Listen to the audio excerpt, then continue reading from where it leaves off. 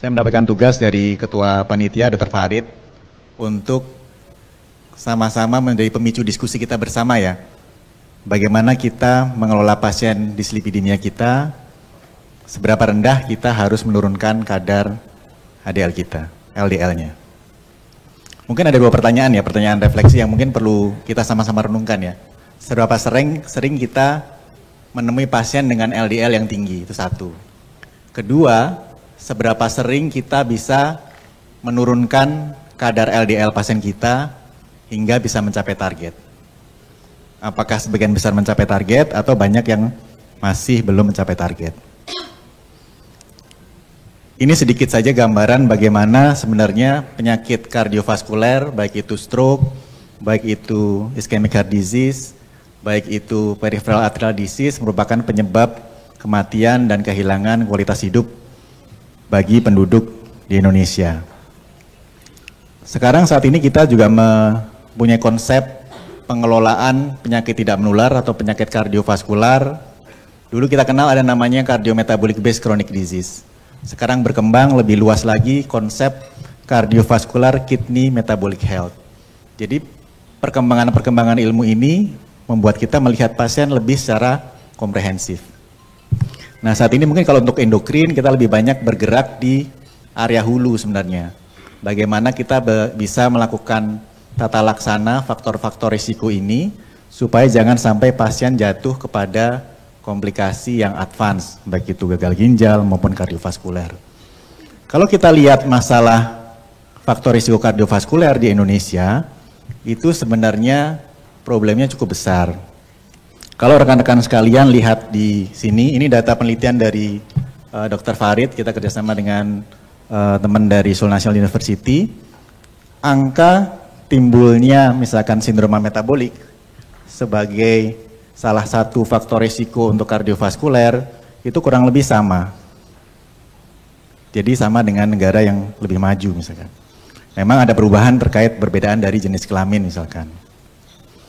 Obesitasnya kurang lebih sama, tapi kita lihat proporsi laki-laki perempuannya agak berbeda. Jadi walaupun ada perbedaan-perbedaan dari sisi karakteristik, overallnya faktor risiko kardiovaskulernya sama-sama tinggi. Nah kalau kita zoom in ke Indonesia, kita lihat memang ternyata tingginya faktor risiko kardiovaskuler ini tidak hanya pada kota-kota besar. Ini kita ambil di daerah Jakarta sebagai urban, kemudian Depok, dan satu lagi Flores, daerah yang relatif masih rural. Ternyata metabolic syndrome sebagai faktor risiko kardiovaskuler kita lihat angkanya kurang lebih sama. Memang ada sedikit perbedaan terkait dengan obesitas, gambaran gula darahnya, kolesterolnya, trigliseridnya, ada sedikit perbedaan. Tapi pada umumnya faktor risikonya cukup tinggi. Jadi ini PR kita sama-sama untuk bisa mengelola supaya jangan sampai pasien jatuh kepada komplikasi kardiovaskuler. Nah, seberapa banyak kita sudah melakukan upaya untuk melakukan tata laksana. Ini satu lagi sambil data publikasi dari di Indonesia juga, kita lihat di sini bahwa pada kenyataannya di lapangan upaya-upaya prevensi untuk melakukan tata laksana ini di komunitas ya, salah satu desa di daerah Jawa kita lihat sedikit sekali yang mendapatkan bukan onstatin misalkan. Yang diberikan obat hipertensi juga sangat sedikit. Jadi upaya prevensinya masih sangat tertinggal. Ini data juga, jadi saya menyampaikan kasus, saya menyampaikan agregat data. Ini data dari Puskesmas Jakarta, penelitian Prof. Yunir dan Dr. Wafa saat itu. Ini dari pasien-pasien diabetes yang di Jakarta. Kita lihat 83% LDL-nya di atas target. Hampir 100% ada kondisi dislipidemia. Ini pola-pola yang akan kita temui. Jadi masalahnya sangat besar. Jadi sebenarnya kalau kita bandingkan dengan data 2020, dengan data 2006 saat itu Dr. Suharko dari tim dari endokrin, kita lihat di sini saat itu angka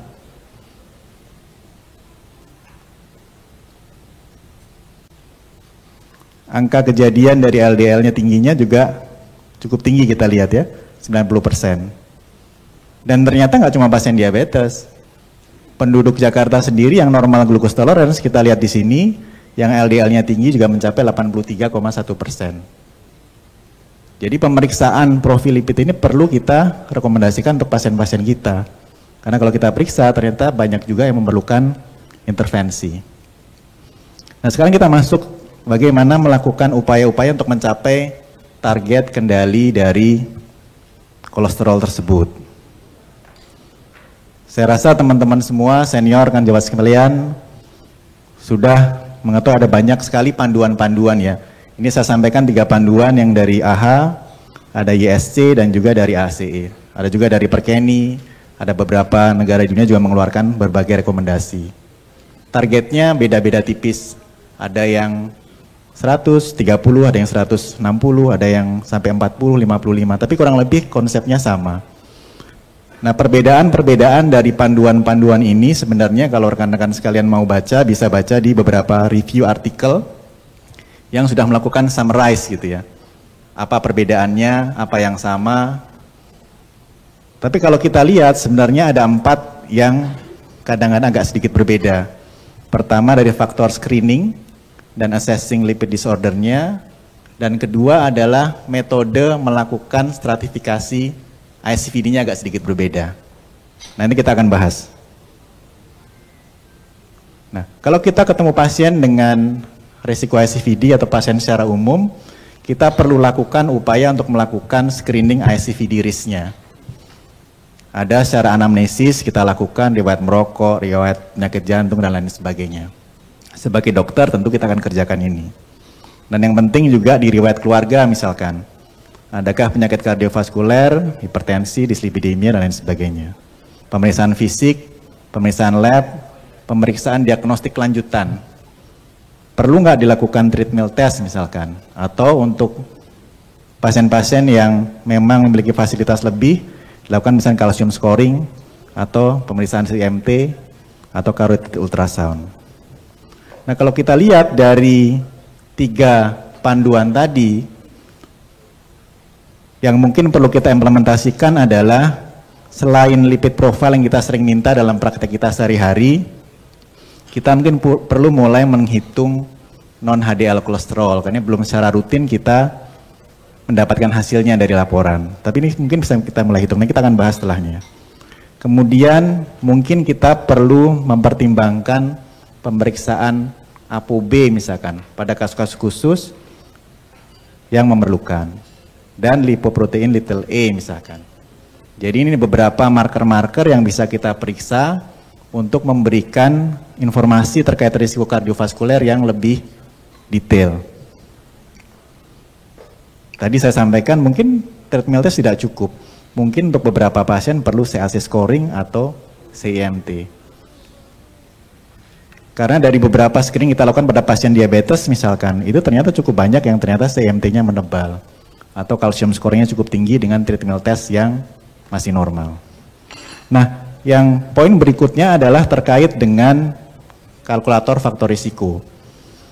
Kalau kita lihat di AACE, itu dia menggunakan, boleh dipilih faktor risiko mana yang mau dipakai, teman-teman mau pakai yang mana silahkan. Yang paling mudah mungkin paling banyak kita tahu, Framingham Risk Score.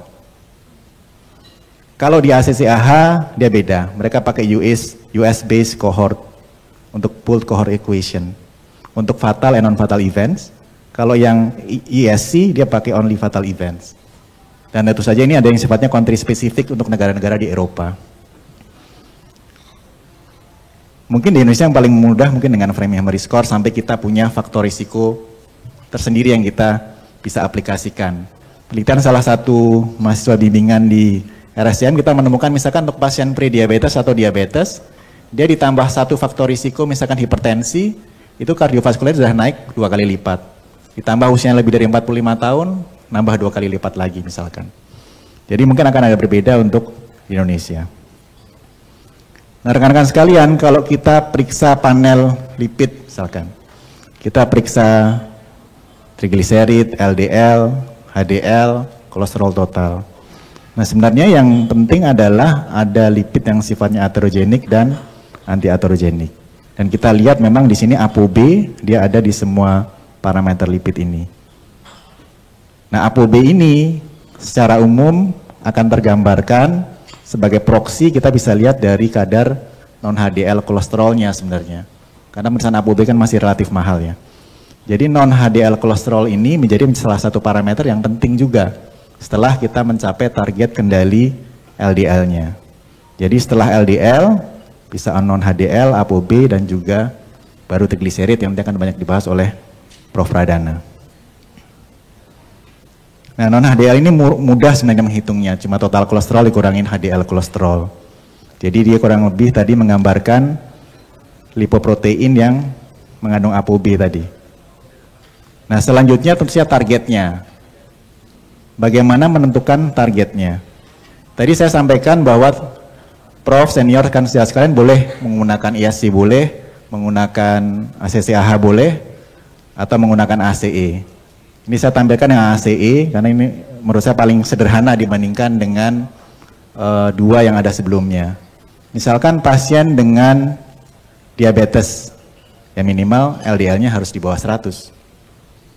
Kalau dilihat di ACE sini sebenarnya ini agak sedikit rumit ya karena klasifikasinya ada 5.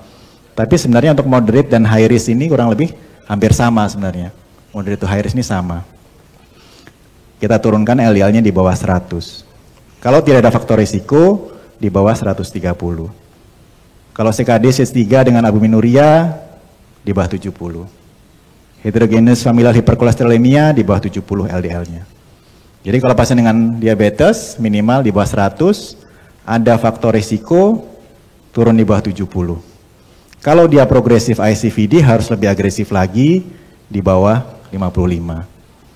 Nah, target LDL berikutnya adalah kita lihat di sini ada target non-HDL kolesterol yang dengan mudah kita hitung sebenarnya.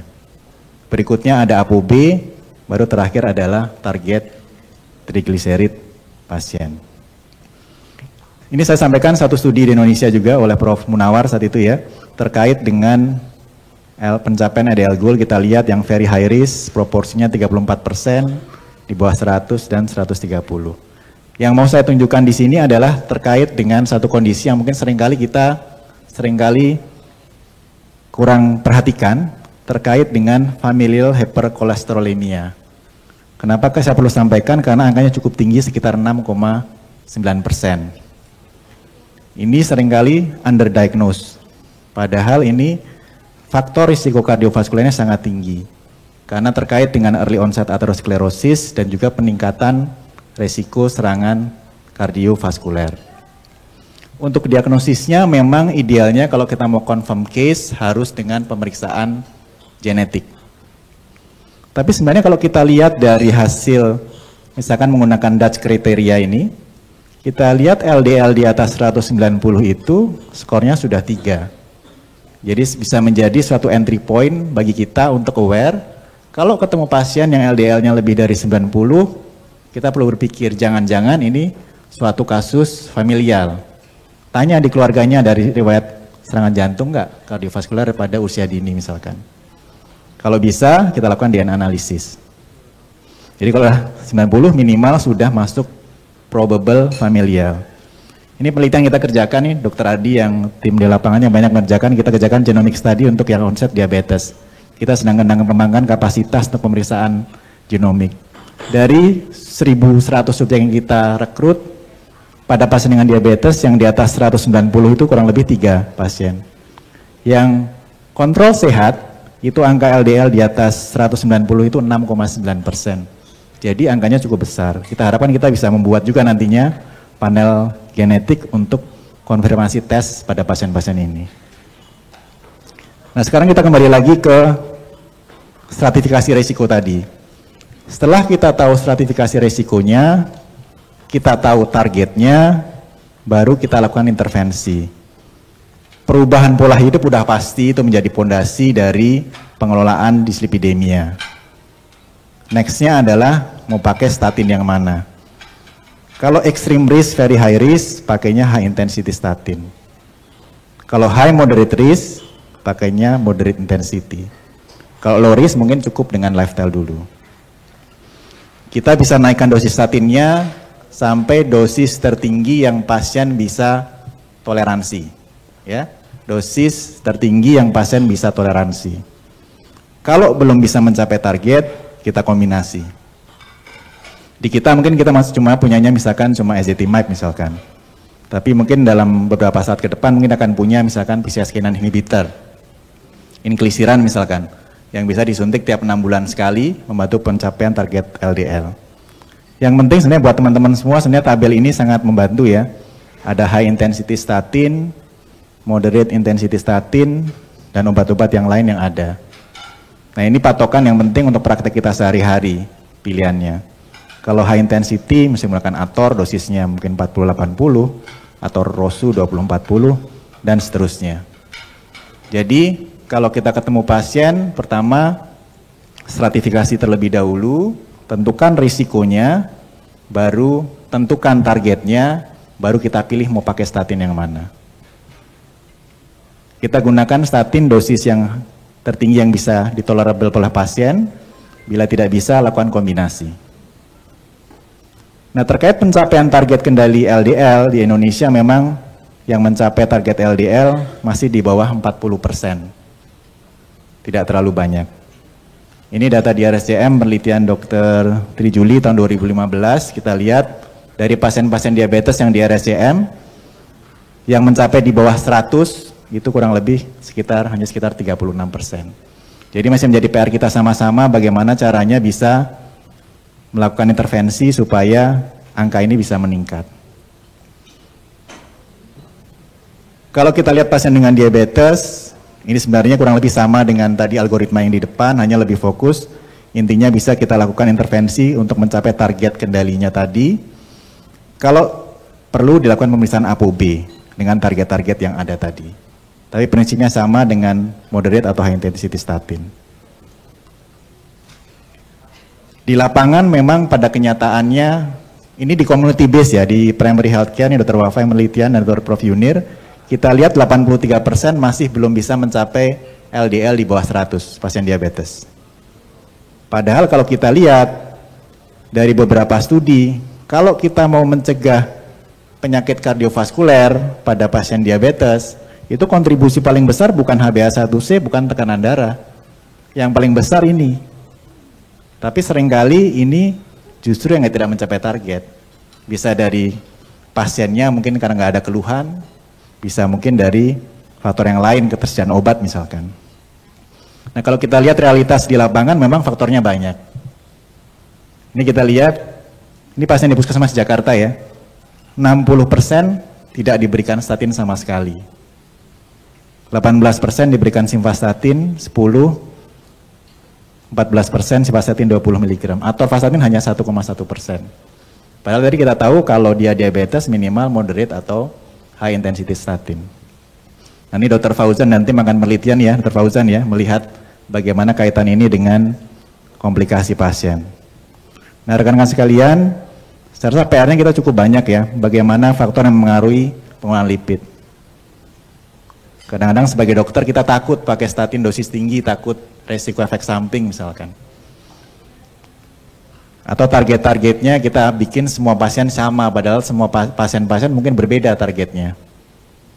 Dari sisi BPJS juga mungkin nggak semua gitu ya, ada pasien yang diberikan cuma 1 minggu misalkan untuk statinnya, ini PR juga besar.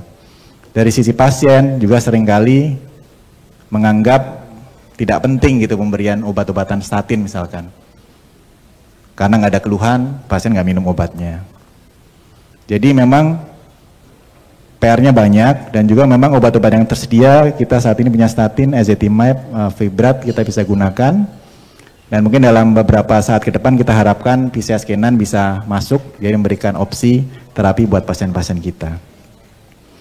Ini sebagai kesimpulan, saya rasa singkat saja dislipidemia bisa meningkatkan risiko kardiovaskular dan stratifikasi risiko sangatlah penting untuk menentukan target pengobatannya.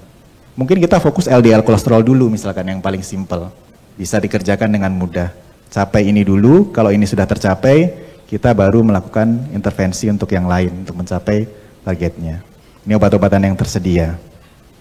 Jadi harapannya nanti kita bisa sama-sama yang meningkatkan ketercapaian dari target LDL yang dilakukan secara individu ya, sesuai dengan strategia pasien untuk menurunkan risiko kardiovaskular di pasien-pasien kita. Mungkin itu yang bisa saya sampaikan. Semoga nanti kita sama-sama diskusikan ya problem-problem yang ada di dalam praktek kita sehari-hari. Selanjutnya untuk sesi kedua, saya akan undang Prof. Pradana Suwondo. Assalamualaikum warahmatullahi wabarakatuh. Selamat pagi dan salam sejahtera untuk kita semua. Saya senang hari ini hadir di sini. Saya lihat dari teman-teman yang ikut dalam seminar ini aktif untuk bertanya. Mudah-mudahan nanti pertanyaan untuk saya nggak usah banyak-banyak. Terima kasih juga pada panitia yang telah memberikan kesempatan kepada saya untuk menyampaikan mengenai diagnosis manajemen dari ekstrim hyperglycemia. Pada waktu saya diberikan judul ini, saya pikir ini jangan-jangan karena adanya perubahan iklim yang ekstrim gitu ya. Jadi makanya pakai ekstrim. Tapi ternyata memang di dalam jurnal itu memang juga disebutkan begitu. Jadi severe strict extreme hyperglycemia ya. Jadi ini saya kira topik ini cukup menarik ya. Jadi ini mungkin apa yang akan kita bahas ya pada hari ini. Nah, mungkin sebelumnya sedikit kita lihat mengenai lipid transport dan metabolisme ya. Jadi saya kira memang ini gambar ini cukup rumit, tapi paling tidak kita tahu bahwa sebetulnya lipid transport itu paling tidak ada dua, yaitu dari diet ya dan juga dari liver ya. Dan kemudian di sini kalau dari diet ini kemudian ditransport melalui kilomikron ya, kemudian masuk ke dalam limf, kemudian darah, dan kemudian di sini dengan pengaruh lipoprotein lipase melepaskan fatty acid ke jaringan lemak, kemudian juga jaringan otot dan seterusnya. Nah, tetapi juga bahwa di liver itu akan memproduksi VLDL ya, dan dia juga akan menghantarkan fatty acid itu ke jaringan. Nah, mungkin ini lebih mudah ya kalau kita lihat di sini ya, trigliserid saja. Tadi kan secara keseluruhan ini trigliserid saja. Jadi liver memproduksi kilomikron ya, sedangkan dari saluran cerna setelah lemak itu dipecah ya menjadi free fatty acid dan kemudian trigliserid dan kemudian dikompos kembali oleh sel-sel saluran cerna, dilepas ke limfe dan masuk ke mulut darah. Ya, dan kemudian ini ditransport karena memang lemak itu tidak bisa larut, jadi dia membutuhkan satu lipoprotein ya. Kemudian dia dilepas dengan enzim lipoprotein lipase pengaruhnya ya, masuk ke dalam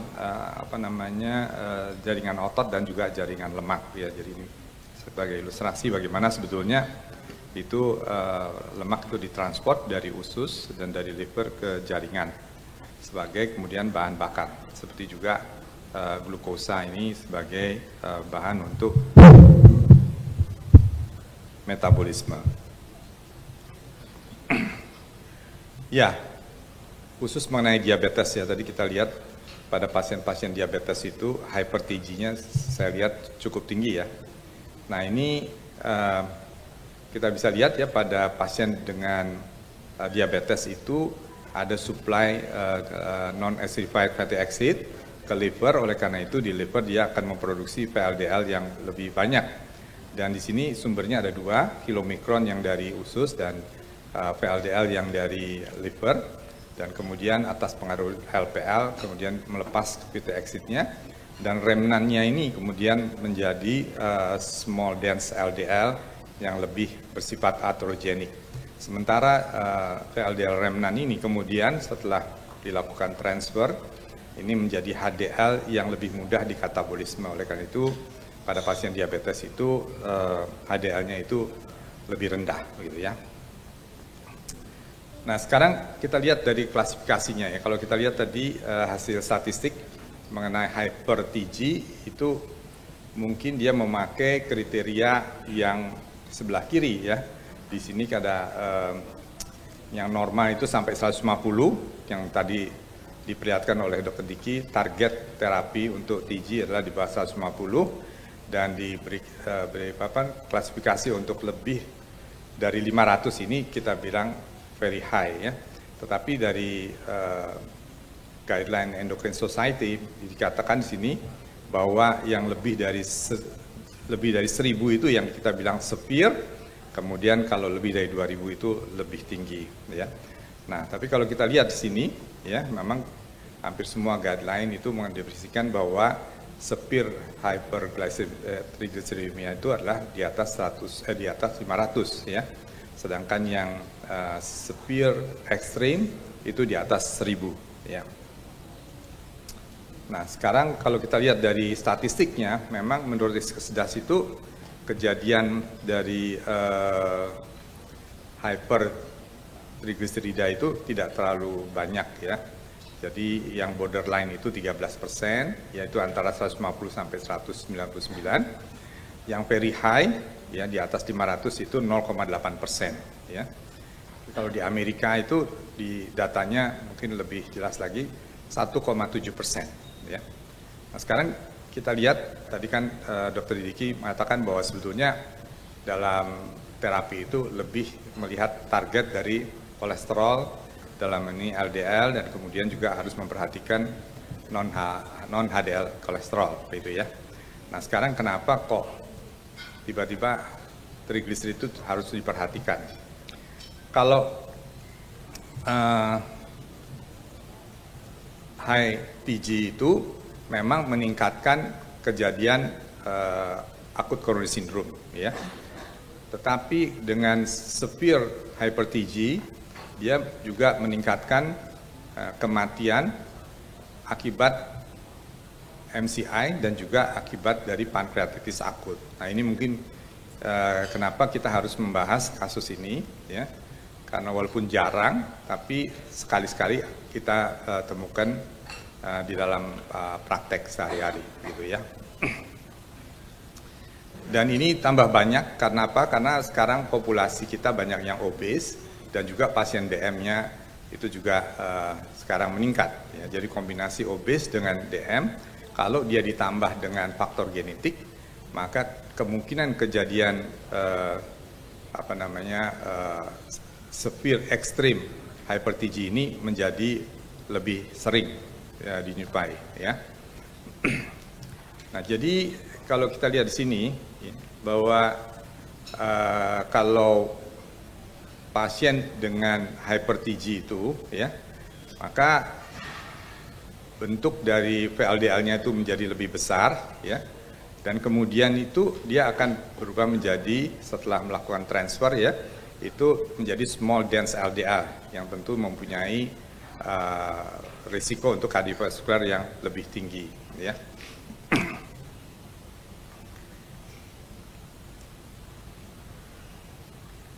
Jadi kalau misalnya dia itu di atas 1000 ya, itu biasanya kita bisa menemukan adanya chylomicronemia ya di dalam darah.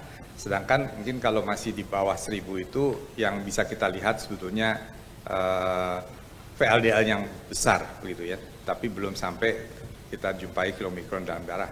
Mungkin ini kalau misalnya ini yang sudah lebih dari 1000 itu kita bisa temukan kalau kita ambil darah itu kelihatan apa ya, kuning gitu ya, endapannya begitu ya. Nah, sekarang bagaimana kok hipertriglycemia itu bisa menginduce pankreatitis? Ya, paling tidak di sini ada dua jalur ya. Jadi jalur yang pertama itu karena memang viskositasnya. Jadi kita bisa memahami kalau misalnya trigliseridnya tinggi, ya VLDL-nya itu besar dan banyak, maka darahnya itu menjadi lebih viskus dan di sini menyebabkan dia menyumbat aliran-aliran darah terutama ke jaringan dan juga ke pankreas sehingga dia men-trigger untuk terjadinya pankreatitis.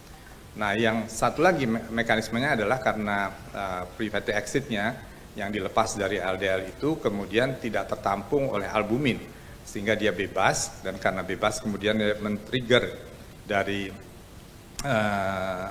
enzim trypsin ya, trypsinogen dan kemudian di sini akhirnya juga dia men-trigger terjadinya iskemia, asidosis, dan kemudian juga terjadinya pankreatitis. Jadi dua jalur ini bisa terjadi pada pasien-pasien dengan severe extreme hyper-TG. Oleh karena itu, kalau kita mendapatkan pasien seperti ini, maka target kita segera menurunkan supaya jangan terjadi mekanisme 1 dan mekanisme 2. Apa sebetulnya etiologinya ya? Jadi di sini ada yang primer. Kita tahu tadi bahwa dalam metabolisme trigliserid itu ada beberapa enzim dan koenzim yang bekerja, ya. Paling tidak koenzimnya itu ada 4. Oleh karena itu dia berkaitan dengan adanya kelainan-kelainan genetik. Ini yang primary ya. Jadi yang yang familial ini ya, yang genetik. Tetapi juga ada yang secondary. Yang secondary ini diabetes. Biasanya kalau diabetes dia nggak ada genetiknya, dia nggak sampai kepada paling-paling sampai hyper-TG saja ya. Dia tidak sampai kepada severe extreme hyper-TG. Dia nggak sampai di situ ya. Itu satu hal. Dan kemudian yang lain dengan pengobatan-pengobatan yang sekarang banyak kita menggunakan steroid ataupun juga obat-obat sinap-sinap itu ya.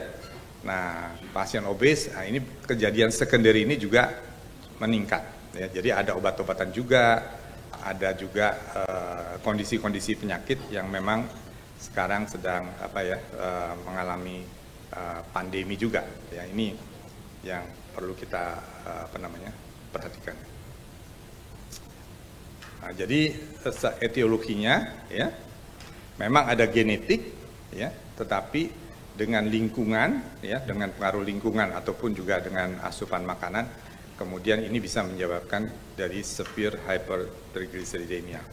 Nah, paling enggak di sini ada 4 ya, ada 4 yang sering ditemukan ya. Memang kita jarang memeriksakan untuk kelainan genetiknya, tapi paling tidak ini ada 4, yaitu familial chylomicronemia, kemudian di sini familial LPL deficiency, dan kemudian familial ApoC2 deficiency, dan kemudian primary hyperlipidemia tipe 5 ya. Jadi yang biasa terjadi ini adalah tipe 1, tipe 4 dan tipe 5. Nah, sekarang bagaimana sebetulnya gambaran klinisnya ya? Seperti kita tahu bahwa dislipidemia seringkali tanpa gejala ya. Tapi khusus mengenai severe hyperglycemia, kadang-kadang kita bisa menemukan santoma ya. Jadi di sini kayak semacam timbunan dari lemak ya, santelasma juga, dan di sini arcus senilis kita bisa dapatkan ya. Dan juga kita bisa lihat di sini ya, pasien-pasien yang dengan severe hyper-TG yang dengan risiko untuk pankreatitis ya. Di sini kita bisa lihat di sini cutaneous xanthomatosis. Nah, ini sebetulnya nggak tahu saya pernah lihat apa enggak ya. Kalau santelasma, santoma, kemudian arcus senilis saya pernah lihat, tapi kalau yang ini mungkin saru. Kemudian kalau saya lihat ini saya langsung kirim ke dokter kulit aja ya. Karena saya nggak tahu membedakan ini apa gitu ya. Tapi ini ternyata di sini adalah cutaneous xanthomas ya. Dan juga bisa ada di sini lipemia retinal dan juga terjadinya hepatosplenomegali oleh karena timbunan dari lemak di jaringan. Sekarang bagaimana mengenai diagnostik dan juga pengobatannya. Jadi prinsipnya sebetulnya adalah ya kita harus segera menurunkan kadar trigliserid itu ya. Jadi kalau pada seperti ini kita bedakan dia ada simptomatik atau asimptomatik. Ya, jadi kalau tadi asimptomatik, tentunya di sini kita memberikan diet, exercise, dan kemudian juga kita berikan obat-obatan, gitu ya. Nah, obat-obatan di sini nanti kita bisa lihat di sini bahwa memang di sini kita terutama adalah fibrat, ya. Setelah fibrat, kemudian kita bisa gunakan juga HMG co-reduktase inhibitor ya, dalam hal ini mungkin atorvastatin, simvastatin ya, karena dia juga bisa menurunkan trigliserid ya, walaupun lebih banyak untuk menurunkan LDL kolesterol, begitu ya. Jadi ini kalau misalnya dia asimptomatik, kita mungkin tidak perlu perawatan, kita bisa sambil berobat jalan. Tapi kalau dia simptomatik, ya, seperti misalnya ada abdominal pain ataupun pankreatitis, ya, maka kemungkinan kita harus melakukan perawatan, ya, harus dirawat di rumah sakit. Dan di sini kita puasakan, ya, kita langsung memberikan, kalau pankreatitis ya, kita puasakan, kita langsung berikan, kita tidak berikan makan, tapi kalau masih bisa dia makan, langsung diberikan diet untuk rendah lemak, ya. Kemudian juga bisa diberikan obat-obatan oral seperti fibrat dan seterusnya, ya. Oke. Nanti saya bisa berikan contoh kasus ya yang saya temukan di rumah sakit dan sempat dirawat walaupun dia tidak sampai pankreatitis ya. Tapi trigliseridnya sudah 1.700 dan kita lakukan rehidrasi dan seterusnya dan akhirnya dia bisa kembali turun. Ya, saya kira ini adalah guideline yang sama yang disampaikan oleh Dr. Diki, tapi memang ini khusus untuk hyper-TG ya. Jadi kita bisa lihat alurnya tetap awalnya adalah mengenai diet dan exercise ya. Kemudian di sini kita dibedakan antara yang menurut kadarnya ya dan tindakan-tindakan apa yang kita berikan ya. Yang sebelah kanan ini yang kadarnya lebih dari 500 ya, dan kita berikan diet yang rendah lemak dan juga kemudian diberikan fibrat ya sebagai pertimbangan yang pertama, dan kemudian kalau belum teratasi bisa diberikan statin dan juga bisa dikombinasi dengan omega 3 ya. Secara prinsip sebenarnya pengobatannya adalah yaitu segera menurunkan kadar TG ya. Itu goalnya ya. Supaya dia tidak membahayakan pasien untuk komplikasi berikutnya. Dan di sini melalui lifestyle modification, farmakologi treatment, dan sebetulnya ada pilihan ya, apheresis ya. Tapi nanti ini tidak rutin dilakukan ya. Nah, mengenai diet, nah di sini ya, jadi dietnya benar-benar rendah lemak ya, sampai 15% dari total kalori atau 20 gram saja ya. Kemudian di sini juga harus menurunkan berat badan dengan 10% ya. Dengan menurunkan berat badan dan juga trigliseridnya turun, juga otomatis dia memperbaiki insulin resisten dari pasiennya ya. Kemudian mengenai olahraga ya, jadi olahraganya tentunya yang juga bisa membantu untuk menurunkan berat badan. Dan di sini pilih-pilihannya adalah ya ini intermittent alternatif untuk yang sedentary patient, dan juga yang bisa aktif bisa lakukan isometric training. Nah, ini obat-obatan. Jadi sebenarnya obat-obatannya itu sama seperti yang sampaikan oleh Dr. Diki pilihannya, tapi di sini memang fibrat di list yang pertama ya. Kemudian yang kedua adalah mengenai gemcitabine dan HMG co-reductase inhibitor. Ya, jadi sini pilihan-pilihannya, dan ini penurunan dari TG-nya itu cukup besar, bisa 50%, dan kemudian yang statin ini memang penurunannya sebesar 25% saja. Ya. Nah, kalau misalnya dia berat, maka di sini ada masuk di dalam listnya itu ada insulin dan heparin. Ya. Ini khususnya adalah pasien-pasien yang memang ada diabetes dan pasien-pasien yang mempunyai kecenderungan untuk terjadinya pankreatitis ya, di mana insulin ini bisa lebih mengaktifasi dari LPL sehingga trigliseridnya bisa lebih cepat turun ya. Tapi tentunya ya jangan terjadi hipoglikemi ya.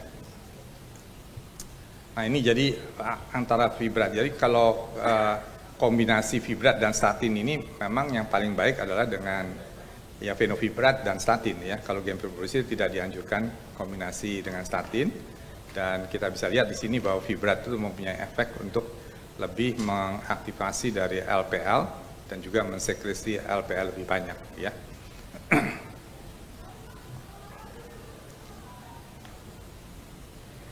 Nah, sebagai tambahan tadi, obat oral untuk hypertensi ini bisa diberikan omega 3, ya, omega 3, ya, dan juga niacin. Ya. Dengan omega 3 ini produksi dari triglycerid itu bisa ditekan dan juga oksidasi dari asam lemak dari di jaringan itu bisa lebih ditingkatkan, ya, omega 3. Dan insulin sekali lagi ya, memang ini memang yang untuk yang berat ini perlu diberikan insulin dan juga heparin. Tapi heparin ini dia juga istilahnya bisa mengaktifkan LPL, tetapi kemudian juga menyebabkan LPL itu menjadi habis begitu ya. Jadi di sini memang ada kontradiksi mengenai penggunaan heparin di sini. Nah, mungkin ini yang terakhir ya. Jadi peran kita di sini adalah afaresis. Jadi lipoprotein afaresis ya. Saya kira ini kita udah kenal ya pada pasien dengan kadar yang familial hyperlipidemia itu digunakan ya afaresis. Tapi juga bisa digunakan untuk yang hyper-TG ya. Dari sini yang jadi masalah kapan sebetulnya yang kita gunakan gitu ya. Tentunya mungkin pada pasien-pasien yang juga sudah cenderung atau sudah mengalami pankreatitis. Ya, di sini ada beberapa pasien, ya, ada 5 pasien kalau nggak salah di sini ya. Dan di sini kita bisa lihat penurunannya dari 1.700 menjadi 1.000 kurang lebih. Jadi penurunan cukup banyak ya. Dan pasien-pasien yang ikut di dalam penelitian ini, kalau nggak salah ada 5 pasien ini juga sudah mempunyai pengalaman untuk terjadinya pankreatitis ya.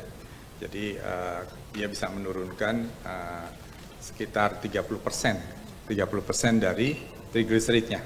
Ya. Apa keuntungannya? Tentunya keuntungannya tingginya bisa turunnya lebih cepat, ya. Kemudian, tapi masalahnya adalah biayanya cukup mahal, nggak ada di semua tempat, ya. Dan yang menjadi masalah ini timingnya kapan kita mau melakukannya, ya. Ini kalau pasien kalau mau aferesis di RSCM itu masih izin-izin banyak ya, jadi saya kira memang nggak mudah bisa langsung kita kerjakan. Ya.